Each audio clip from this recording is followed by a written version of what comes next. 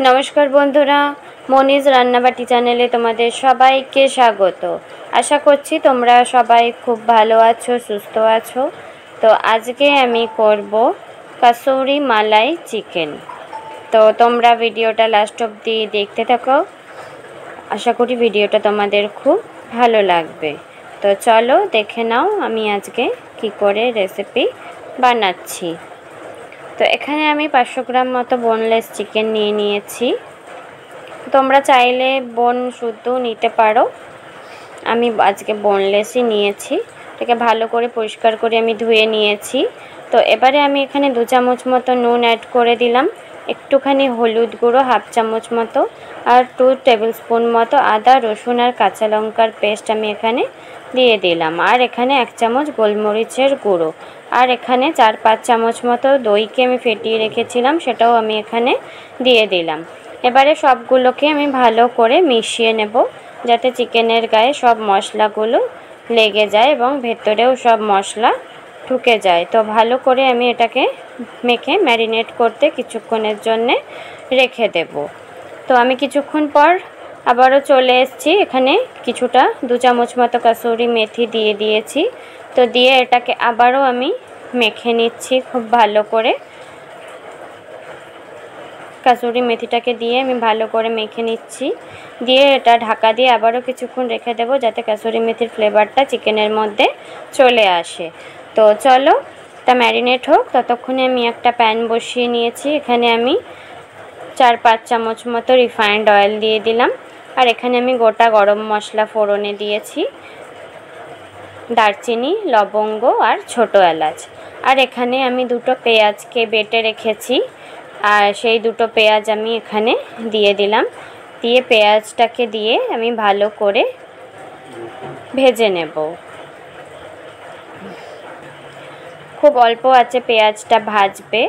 তো দেখো আমার পেঁয়াজটা ভাজা হয়ে গেছে।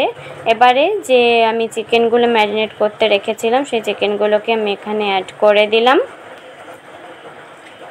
তো চিকেনগুলো অ্যাড করার পরও আমি ভালো করে খুব সুন্দর করে এগুলোকে মিশিয়ে নিচ্ছি। চিকেনটাকে মশলার সাথে পেঁয়াজটার সাথে ভালো করে আমি মিশিয়ে নিচ্ছি।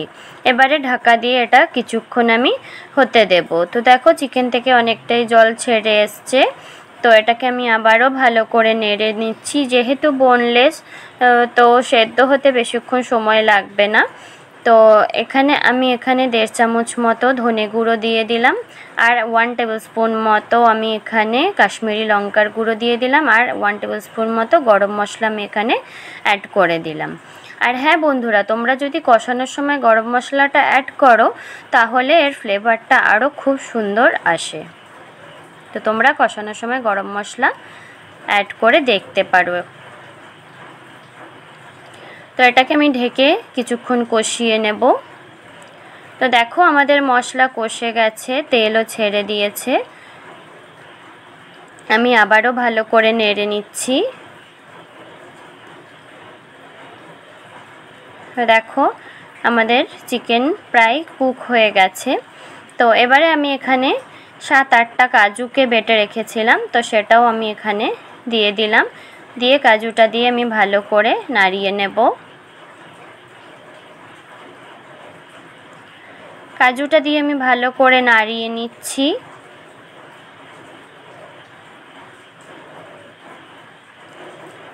তো দেখো কাজুর থেকেও অনেকটা তেল ছেড়ে এসছে। তো এটা আমাদের প্রায় হয়েই গেছে। তো এখানে আমি একটুখানি সামান্য জল অ্যাড করলাম, যাতে একটু আমি গ্রেভি রাখবো বলে একটুখানি জল অ্যাড করলাম। তো জলটা ফুটিয়ে আমি কিছুক্ষণ গ্রেভিটাকে ঘন করে নেব। তো দেখো আমাদের গ্রেভি প্রায় ঘন হয়ে এসছে। আমাদের চিকেনও প্রায় রেডি হয়ে গেছে। তো যেহেতু কাসৌরি মালাই মুর্গ, তো সেখানে তো একটু দিতেই হবে মালাই। তো আমি এখানে 2 চামচ মতো ফ্রেশ ক্রিম অ্যাড করে দিয়েছি।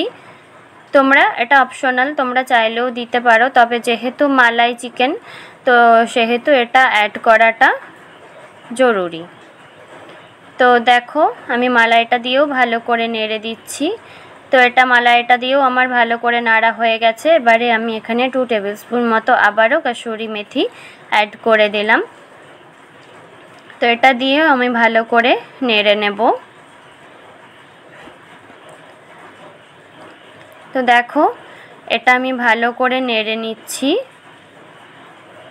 নেড়ে এটাকে আমি ঢাকা দিয়ে কিছুক্ষণ রেস্টিং টাইমে রেখে দেব, যাতে কাসুরি মেথির যে ফ্লেভারটা সেটা চিকেনের সাথে মিশে যায়। তো এটাকে আমি কিছুক্ষণ ঢাকা দিয়ে রেখে তারপর এটাকে আমরা সার্ভ করব। তো দেখো আমাদের কাসুরি মালাই চিকেন রেডি হয়ে গেছে। তো ভিডিওটা যদি তোমাদের ভালো লেগে থাকে তাহলে like, share, comment and subscribe করে আমার পাশে থেকো। তো চলো দেখা হচ্ছে পরের দিন অন্য আরেকটা নতুন রেসিপি নিয়ে। ততক্ষণের জন্য সবাই সুস্থ থেকো, ভালো থেকো, টাটা।